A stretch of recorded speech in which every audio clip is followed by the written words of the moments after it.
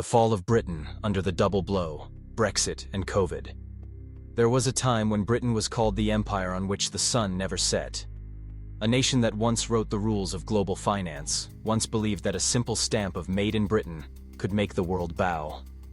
But then, two storms struck at once: Brexit and Covid. Not bombs, not wars, but a ballot and an invisible virus.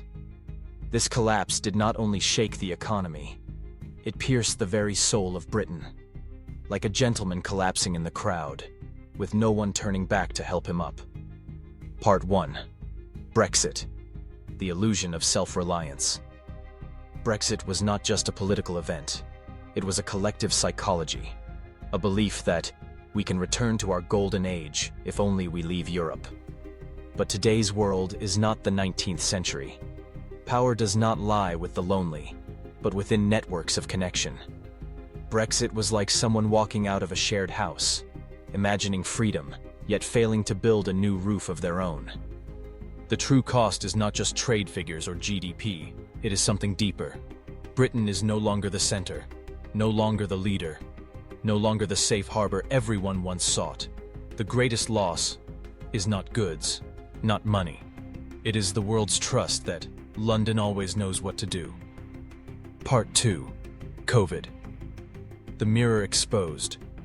Then came Covid, an unwelcome global storm. And the strange thing was, Covid did not create new weaknesses. It simply revealed the cracks already there. The NHS had long been overloaded. Covid just broke it wide open. The service-driven economy was fragile. Covid simply froze it. The government was slow, divided. Covid merely cast a harsh light on it.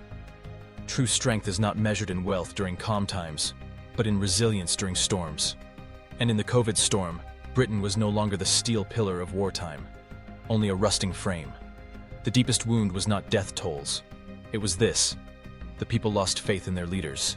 And when trust disappears, that is the disease no cure can heal. Part 3.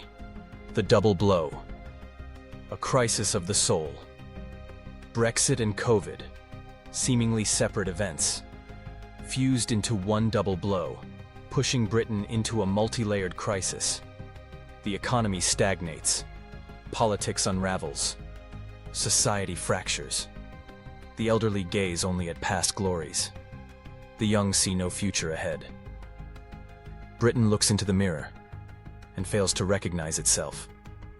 One part of the nation wants openness, globalization, modernity. Another part clings to Queen Victoria's shadow. But time never moves backward, and the path ahead has no map. Brexit was a national choice, Covid, a global accident.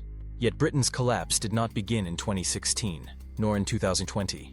It began with a mindset, clinging to the past, hiding in the ghost of an empire long gone. When a nation refuses to face reality, it clings to memory. When politics splits between opposing illusions, decision-making dies. And when society grows weary, losing faith in leaders and in each other, the fall is no longer economic, but a collective spiritual breakdown. The gravest danger is not that Britain grows poorer. It is that Britons no longer believe their tomorrow can be better. A nation truly dies only when it ceases to believe in itself.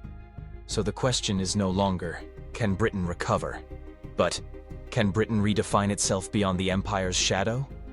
Can it accept being smaller, yet wiser? Or will it cling to faded glory, becoming a living museum, a place to visit, not to learn from? And what about us, other nations, other individuals? Do we dare take the lesson? For the decline of an empire is never an exception.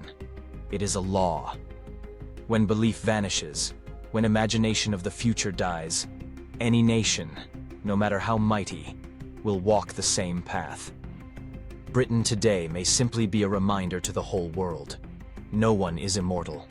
No empire eternal. A people survives only if they dare to let go of the past and rewrite themselves anew.